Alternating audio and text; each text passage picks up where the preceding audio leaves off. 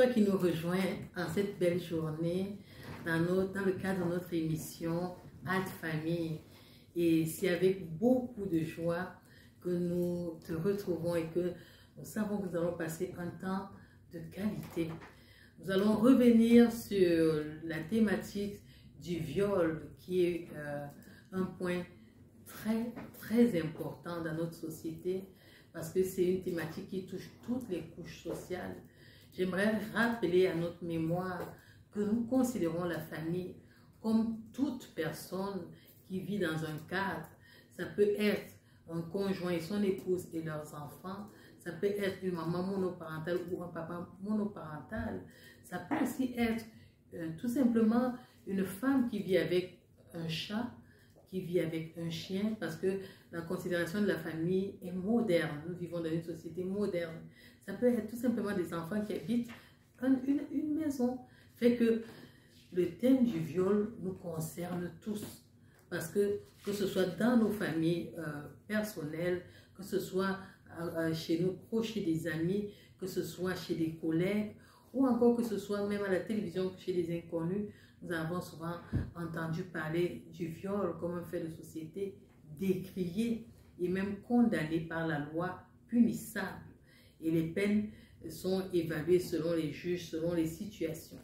Fait que nous voulons revenir sur cette thématique-là, pas tellement pour glorifier le viol, mais pour évoquer d'autres éléments qui peuvent être considérés et qui peuvent nous amener, qui peuvent nous éveiller à prendre des précautions pour ceux-là qui nous entourent. Nous voulons parler du viol des personnes qui ont des déficiences mentales.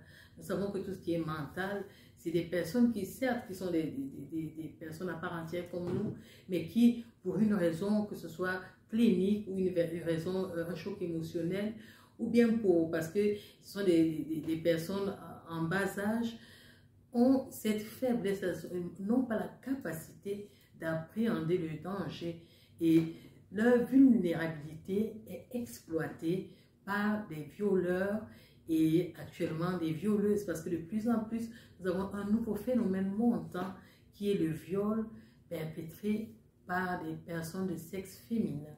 Alors, si nous nous attardons par exemple sur le viol des personnes qui ont des déficiences mentales, ça c'est très grave.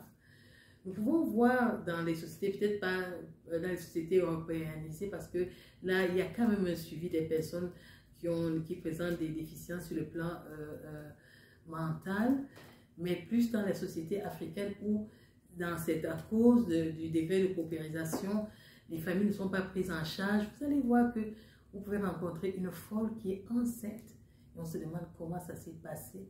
Tout simplement, elle a été violée par quelqu'un qui est conscient, qui sait qu'elle a une féminité et qui va exploiter cette féminité-là sans le consentement de la personne qui a cette déviance-là, qui a ces déficiences-là. On va voir dans notre société aussi cette autre forme de déviance où ce n'est pas... Parce que quand nous parlons de viol sur le plan sexuel, on parle de pénétration, on parle avec les conséquences que ça peut avoir, avec violence et traumatisme. Mais il y a à côté de cela un crime plus dangereux. Parce que lui, peut-être, on ne va pas, le violeur ou la violeuse ne va pas jusqu'à l'acte sexuel à proprement dit, mais il utilise le pouvoir de la suggestion, que ce soit par les images, que ce soit par des attouchements, sans le consentement de l'autre qui est vulnérable, que ce soit la petite jeune qui n'a pas suffisamment d'argent pour payer sa scolarité, mais qui peut-être habite chez le beau-frère ou qui habite chez quelqu'un qui est exposé à un certain groupe de personnes. On va monnayer des services pour pouvoir l'amener à céder, comprenez? On va aller briser cette barrière morale-là qui est instituée par la société qui voudrait que cet enfant ne s'expose pas à ce genre de pratique. Mais on va l'amener par un pouvoir de suggestion, soit en l'exposant à des images pornographiques, on va l'exposer, on va perpétrer certains actes qui vont banaliser la sexualité pour amener l'enfant ou bien la personne vulnérable au consentement de cet acte qui est quelque part un acte qui est pénal, un acte où quand la personne est vraiment attrapée en flagrant, il peut aller en prison. Vous voyez, lorsque nous regardons cela, on se rend compte que c'est tellement dangereux parce que c'est un acte qui est considéré dans la société comme sale. Et ça fait que les gens qui commettent ce genre d'actes, généralement, quand ce genre de scandale arrive dans la famille, on a tendance à couvrir.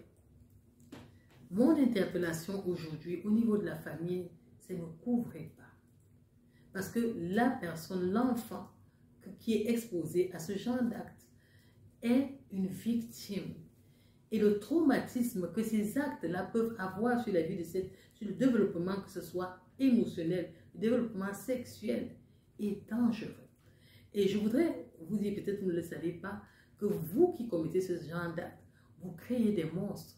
Parce que les personnes qui ont été violentées, lorsqu'on fait de l'observation sociale, ce sont des personnes qui sont à risque de reproduire les actes qu'ils ont subis. Et ça devient plus dangereux parce qu'il y a des entités spirituelles qui sont au contrôle de ce genre d'actes et qui peuvent intervenir, qui peuvent, vous comprenez, entrer par la faille créée par ce genre d'acte dans l'individu qui a été victime et qui peut se mettre à avoir des possessions, des envies qui vont dans le même sens, puisque la voie qu'on a enseignée à cette personne qui ne connaissait pas, qui n'avait pas encore découvert sa sexualité, c'est ça qui est bien.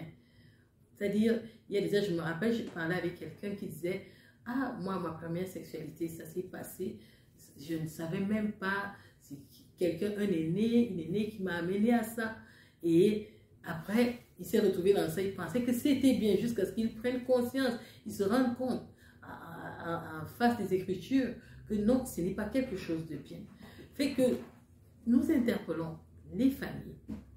Vous avez des enfants en bas âge, vous avez des enfants qui présentent des déficiences psychologiques, des déficiences mentales. Veillez, n'exposez pas vos enfants n'importe comment. Vous savez, lorsque nous sommes ensemble, nous ne connaissons pas le cœur de l'homme. La Bible nous dit, qui peut connaître le cœur de l'homme?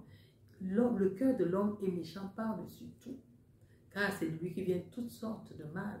Alors toi, qui as une famille, qui a un enfant, qui a une enfant, qui a même une personne adulte, qui présente des déficiences, veille. Veille dans la prière. Veille en offrant un cadre qui ne l'expose pas à des personnes qui sont mal intentionnées.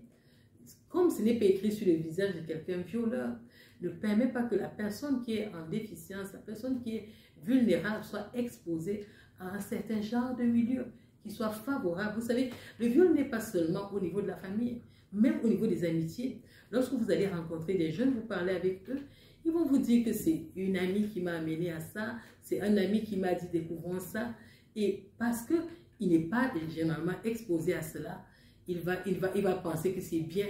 On va aller dans son homme intérieur, il ne peut pas dire non, parce que ce sont ses amis, ou bien on prenait le phénomène de menace, ça va briser quelque chose en lui, et il va vivre ça à l'intérieur.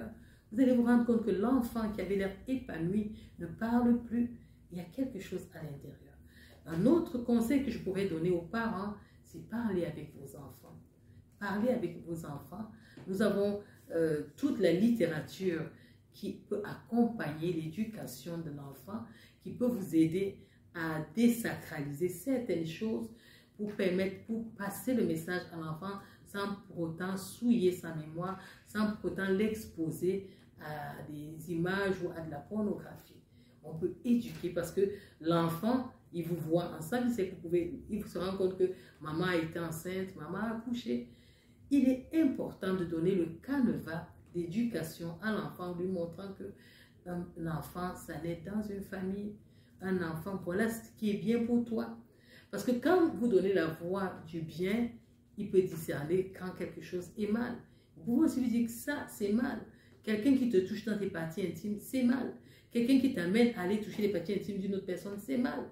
Quelqu'un qui t'appelle à regarder ses parties intimes, c'est mal. Vous voyez, c'est pas seulement lui dire c'est mal. Nous avons la parole de Dieu dans le livre de Lévitique 18, où on décrit les actes qui s'inscrivent en faux dans la conduite d'un chrétien. Et même dans la conduite de la société en général, parce qu'on va dire chrétien, peut-être on va circonscrire cela à la chrétienté. Mais non, même au niveau de la société, ne pas violer quelqu'un, c'est quelque chose, c'est un acte moral qui est bien. Donc, encouragez vos enfants à cela, faites-leur découvrir cela et soyez ouverts au dialogue, soyez ouverts à la causerie entre chrétiens. Ne donnez pas juste des conseils, allez avec des exemples bibliques. Nous avons par exemple le cas, nous avons évoqué d'ailleurs dans une de nos émissions auparavant de Tina, qui s'était liée d'amitié avec des amis non-croyants et elle s'est retrouvée violée. Nous avons des cas dans la parole de Dieu où, à cause la Bible nous dit les mauvaises compagnies corrompent les bonnes mœurs. Les personnes à côté, l'enfant n'avait pas l'intention, mais il s'est trouvé exposé à un cadre qui a permis, qui l'a exposé au viol.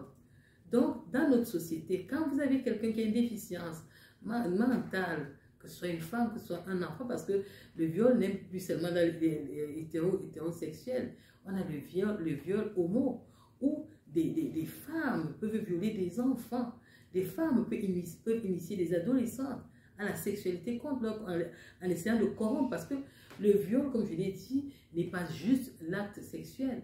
Le viol, c'est aussi amener, violenter, parce que viol vient de violence, amener quelqu'un par la force, par la persuasion, par des subterfuges, par la ruse, à commettre des actes qu'il ne veut pas. Et il se retrouve dans une certaine forme de perversion. Lui ne connaît pas que moralement, ce n'est pas bien. L'adulte qui le conduit dans ça, ou bien la personne initiée, la personne qui connaît ce genre de pratique, va l'amener à faire des choses qui ne sont pas bien. Nous avons un autre phénomène, c'est qu'il y a certaines formes de déviance qui ont des influences sataniques, des influences ésotériques, où ils vont aller puiser dans les personnes vulnérables certaines puissances, certaines choses en perpétrant ce genre d'actes. Vraiment, au-delà de sensibiliser comme nous sommes en train de le faire, nous encourageons les familles chrétiennes à prier. Priez pour la protection de vos enfants, priez pour la protection de vos familles, priez pour la protection, même si vous voyez vous avez des enfants autour de vous, des voisins, priez, donnez des conseils, sensibilisez. Causez avec vos enfants. Nous ne sommes plus à l'époque où l'enfant, c'était tabou, tout est exposé. Si tu ne donnes pas de conseils à tes enfants, il y a quelqu'un qui va leur donner des conseils. Ça peut être des amis, ça peut être la télévision, ça peut être les téléphones. Vous savez, on n'a plus besoin d'allumer la télévision. Avec nos téléphones, les iPads et toute la technologie qui est développée actuellement, l'enfant est exposé à ce genre d'actes-là. Et si, dans sa conscience, vous ne l'avez pas inculqué, vous ne l'avez pas montré, le chemin de la justice, qui est de ne pas faire ce genre de choses, il va penser que c'est ça qui est bien. Et vous savez, le danger d'être exposé à ce genre de courant, à ce genre d'images, c'est que les images véhiculées sont accompagnées d'esprits, des esprits mauvais qui perpétuent, qui passent au travers des images pour atteindre vos enfants, pour atteindre votre maison, pour entrer en contact avec vous. Fait que je nous encourage vraiment à être très prudents. Vous voyez, quand nous entrons dans la Bible, dans la parole de Dieu, nous lisons par exemple dans le livre de Genèse au chapitre 6, vous voyez que l'Éternel, à cause de la méchanceté, a dû prendre des décisions radicales. Il est écrit ici dans Genèse chapitre 6, verset 5, il dit « L'Éternel vit que la méchanceté des hommes était grande sur la terre, et que toutes les pensées de leur cœur se portaient chaque jour uniquement vers le mal. L'Éternel se repentit d'avoir fait l'homme sur la terre, et il fut affligé en son cœur. Et l'Éternel dit, j'exterminerai de la face de la terre l'homme que j'ai créé, depuis l'homme jusqu'au bétail, aux reptiles et aux oiseaux du ciel, car je me répands de les avoir faits. Pour que Dieu arrive à ce genre, alléluia, de comportement. Vous savez ce qui s'est passé? Quand on revient dans Genèse chapitre 6, on va au verset 1, il nous dit, lorsque les hommes eurent commencé à se multiplier sur la face de la terre, et que les filles et leurs furent nées, les fils de Dieu virent que les filles des hommes étaient belles, et ils en prirent pour femmes parmi toutes celles qu'ils choisirent. Vous voyez, il y a eu une première perversion sur la terre, avec cet accouplement des hommes avec les anges. Et vous voyez, la pratique a même persisté, parce que quand nous allons lire dans Noé, au temps du déluge, pardon, pas Noé, mais quand nous allons lire à Sodome et Gomorrhe, les actes abominable qui était commis dans cette société, c'était la corruption. Les hommes allaient contre nature et ils étaient prêts à violer. Le viol était au point où vous vous rendez compte que l'autre était prêt à donner ses filles vierges pour qu'elles puissent être violées, pour que les anges puissent être épargnés. C'est vous montrer combien l'abomination était arrivée. Mais la différence au temps de Lot, c'est qu'il n'y avait pas Internet. Il n'y avait pas tous les réseaux sociaux qui nous accompagnent actuellement. Maintenant, là, même si ce n'est pas quelqu'un qui va venir prendre ton enfant, qui va venir prendre la personne vulnérable dans la société, la personne vulnérable est exposée à ce genre de choses. Il peut être corrompu. Vous voyez parfois certains sites où nos enfants vont visiter, les pédophiles vont là-bas pour aller essayer d'agripper les enfants, parler avec les enfants pour leur sortir de la maison et commettre des actes abominables avec eux. Vraiment, c'est le temps ou jamais de veiller dans la prière, le temps ou jamais de veiller sur notre famille, le temps ou jamais de prendre conscience, d'intercéder, de mettre toutes les armes que Dieu nous donne spirituellement afin que ce genre de choses n'arrive pas, ne soit même pas nommé dans nos familles. Et quand bien même ce genre de phénomène arrive, parce qu'on ne va pas faire comme si ça n'allait jamais arriver, ça arrive, des oncles violent les nièces, des cousins violent les cousines dans les maisons, et parfois les parents sont au courant, parfois les parents ne sont pas au courant, et le fait que ce n'est pas punissable, qu'on couvre ce crime, le monsieur va continuer. Quand tu couvres ton enfant, tu te dis que okay, c'est mon enfant, je ne vais pas exposer, je ne vais pas l'exposer, sa vie. Mais non, le violeur là, va encore aller violer d'autres personnes jusqu'à ce qu'il soit attrapé. Il y a même d'autres que peut-être ils ne sont même pas attrapés. Donc vraiment, chers parents, chers membres de famille, veillez sur vos enfants.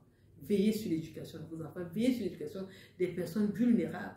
Ne donnez pas vos enfants à n'importe qui. Veillez à ce que vos enfants ne soient pas exposés à des courants de perversion. Veillez à ce que les réseaux n'entrent pas, ne fassent pas entrer des racines dans vos familles qui vont apporter la destruction et qui vont faire que le courroux de Dieu s'élève contre vous.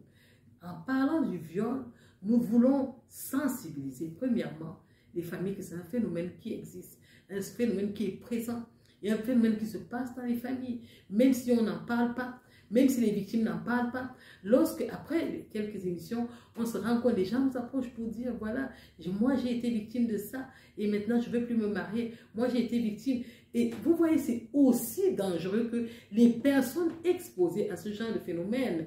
Vous allez voir une femme qui désire se marier avec deux femmes. Elle dit qu'elle veut se marier avec un homme. Elle veut plus se marier avec un homme, mais elle veut se marier avec une femme.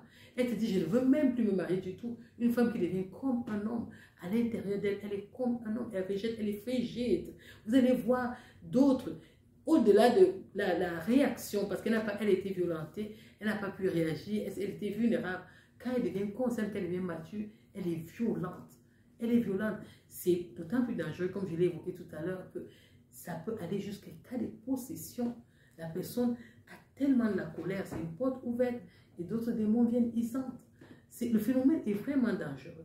Je nous interpelle, j'interpelle tous parents qui m'écoutent, j'interpelle, que ce soit les mamans, parlez à vos enfants, essayez de vous informer. Si vous n'avez pas la littérature qui peut vous accompagner dans l'éducation dans votre famille, il y a des bibliothèques. Vous avez même Internet, nous avons la grâce qu'avec Internet, avec Google, vous pouvez taper des thématiques et aller lire comment vous aider, quels sont les instruments que vous pouvez avoir pour préserver vos familles de cela. Et je bénis Dieu parce que la plateforme Cœur à Cœur nous donne beaucoup d'émissions qui viennent pour aider, qui viennent pour encourager, qui viennent pour nous guider, pour sensibiliser dans ce genre de cas, comment sortir du viol, comment se refaire, comment se rebâtir. Je vous encourage au-delà de la famille d'écouter parce que je pense qu'il y a beaucoup d'instruments, d'outils qui peuvent vous aider dans l'éducation et dans la prévention et même dans l'enseignement parce que au-delà des viols, il y a tout ce qui entoure ce phénomène-là qui vient détruire la foi. Quelqu'un va te dire qu'il n'a plus la foi en Dieu parce qu'il va aller évoquer le fait que quand il a été violé, Dieu était absent. Mais non, Dieu n'était pas absent. C'est tout simplement que les conditions réunies pour ce genre d'acte étaient là. Et le violeur, la personne mal intentionnée, a perpétré cet acte. J'aimerais, avant de terminer cette émission, parler à ceux-là qui commettent ce genre d'acte. peut-être à cause du fait qu'ils ont été violés dans l'enfance. Peut-être tout simplement, je ne sais pas, avec quel concours de circonstances ils se retrouvent. Peut-être qu'ils n'ont pas la possibilité d'avoir de l'intimité. Ils se retrouvent en train de violer des petits-enfants. Toi qui m'écoutes en ce moment et qui sais que tu as déjà violé une femme, tu as violé un enfant, tu as violé quelqu'un, tu as même violé un enfant de même sexe que toi. Le Seigneur t'interpelle à la repentance. Le Seigneur t'interpelle à la délivrance. Dieu est capable en cette journée de te délivrer de ces actes abominables que tu commets dans le secret. Si tu écoutes ma voix, ouvre ton cœur à l'Éternel. Là où tu te trouves, Dieu est présent. Parle-lui. Je sais que ce n'est pas facile. Je sais que quand on est possédé, quand on a ces envies déviantes, ces envies qui n'ont rien à voir avec tout ce qui est de la morale, qui n'ont rien à voir avec tout ce qui est de la croyance, de la foi en Dieu, on vit ça à l'intérieur. Mais aujourd'hui, Dieu est là. Dieu te parle au travers de ma voix. Tu peux être délivré en ce moment. Si d'un cœur sincère, tu t'approches, tu dis, Seigneur, me voici avec toute la saleté que j'ai. Tu présentes à Dieu les différentes victimes que tu as eues à violer par le passé. Tu demandes pardon d'un cœur sincère et tu dis, Seigneur, délivre-moi. Dieu va te délivrer. Et vraiment, quand Dieu te délivre, tu ne sais pas, peut-être tu es la porte de délivrance de plusieurs autres personnes qui sont emprisonnées dans ce genre d'acte. Donc aujourd'hui, saisis la main que Dieu te tend au travers de ma voix et viens au Seigneur pour te repentir. Nous allons prendre un temps pour prier, pour vraiment, premièrement, ces personnes qui ont été victimes, ces familles, parce qu'on a des victimes collatérales du viol, les membres de la famille à côté, le parent qui est obligé de vivre avec un lourd secret dans son cœur, l'enfant qui vit avec un lourd secret dans son cœur, qui ne peut pas exposer, ou bien la personne mentale, tu comprends, qui n'a même pas la possibilité de vocaliser, d'exprimer la violence qu'il a subie. Nous allons prier pour cette catégorie de personnes. Seigneur, nous venons devant de toi en cette journée. Nous prions pour la faveur de la guérison. Nous prions pour tous les fardeaux qui se trouvent dans les cœurs en ce moment, afin que tu puisses, Seigneur, délivrer. Regarde le cœur blessé, regarde la haine, regarde la colère, parce que la personne s'est sentie vulnérable, elle n'avait personne pour la défendre. Seigneur, je prie afin que tu étendes ta main en ce moment, que tu ôtes la douleur, que tu cicatrises la blessure, que tu ailles jusqu'à effacer même l'acte, ô Seigneur, de souvenir douloureux qui est dans le cœur, le souvenir douloureux de ces actes. Tu es capable en ce moment, Seigneur. Je te supplie de toucher où nos mains ne peuvent pas toucher, d'opérer la guérison et que tu libères le pardon. Toi qui es dans cet état, répète après moi. Moi, un X, tu mets ton nom. Je me pardonne pour cet acte-là et je libère cette personne. Je pardonne à cet acte, à telle personne. Si tu connais le nom de la personne, si tu ne connais pas le nom, si j'ai été violée et que c'était peut-être un groupe de personnes, tu ne les connais pas, tu dis je leur pardonne. Seigneur, je les libère. Pardonne-leur leurs péchés. Et Seigneur, donne-moi la paix. Je prie afin que tu les visites et que tu les amènes à la repentance. Protège mon cœur. Restaure-moi. Restaure mon cœur de la blessure émotionnelle que j'ai subie. Restaure mon cœur, mon corps. Alléluia. De ce viol. Restaure-moi. Donne-moi de pardonner à cette personne qui m'a offensé, qui a porté atteinte à l'intégrité de mon corps, à l'intégrité de ma morale, à l'intégrité de mes actes, à l'intégrité de mes émotions. Je lui pardonne, Seigneur. Même parfois dans les maisons, Seigneur, où il y a des beaux-frères qui violent les belles-sœurs. Seigneur Dieu, nous prions, nous amenons toutes ces familles au devant de toi. C'est toi seul qui peux toucher les cœurs, c'est toi seul qui peux changer. Viens toucher, viens guérir, Seigneur. Là où nos mains ne peuvent pas toucher, guéris, Seigneur. Transforme. Oh Dieu, amène à la repentance. Là où une femme est en train de pleurer maintenant, en voyant tous les nombres de jours de viol qu'elle a dû subir. Oh Seigneur, parce qu'elle n'avait pas la force, parce qu'elle avait besoin d'argent, ou bien parce qu'elle était vulnérable, parce qu'elle était jeune, on a exploité sa jeunesse. Oh Seigneur, Toi, le Dieu de la restauration. Toi qui dis que si nos péchés sont noirs comme le cramoisi, tu vas les rendre plus blancs que la neige. Seigneur, c'est le moment, c'est ton moment, Saint-Esprit. C'est le moment où tu peux aller extirper le mal, extirper la douleur, extirper tout ce qui est malsain au Seigneur pour restaurer. Restaure l'âme de quelqu'un maintenant, restaure les sentiments, restaure les pensées, ôte la colère, ôte le rejet, ôte le ressentiment, enlève la haine. Seigneur, je te supplie en ce moment, touche là où il y a mal. La douleur est dans le cœur, la douleur est dans la chair. Là où nos mains ne peuvent pas toucher, c'est toi qui peux toucher en ce moment. Je te supplie, Seigneur, par ton bras puissant, touche au travers de ma foi et opère la guérison et opère la transformation. Et prends les fardeaux qui ont été enterrés pendant des dizaines d'années. C'est ton temps, Seigneur, pour ôter et rendre ces hommes et ces femmes libres. Toi qui as pu parler à une femme prostituée, à une femme adultère, oh Seigneur, ta main n'est pas limitée. Maintenant, parle à ces victimes afin qu'elles soient guéries. Qu'aujourd'hui soit le jour de la guérison pour toi qui m'écoutes. Qu'aujourd'hui soit le jour de guérison pour toi, femme, pour toi, homme, pour toi, jeune homme, pour toi, enfant. Que l'Éternel te visite là où tu te trouves maintenant. Au nom de Jésus-Christ. Merci Seigneur parce que tu le fais. Merci Seigneur parce que tu le fais. À ton nom la gloire. Seigneur, je voudrais prier pour les familles même qui ont porté ce lourd fardeau pendant longtemps. Seigneur, je prie afin que tu viennes dissiper le nuage de la colère et de la vengeance.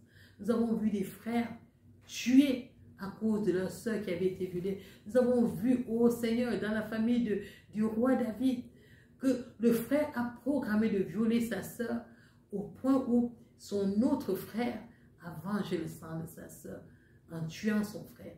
Alors tu es le même Dieu. Ne permets pas que la tuerie entre dans les familles à cause des viols. Ne permets pas, oh mon Dieu, mon roi, que les gens meurent. Mais amène les gens à la repentance, je t'en supplie. Amène à la réconciliation.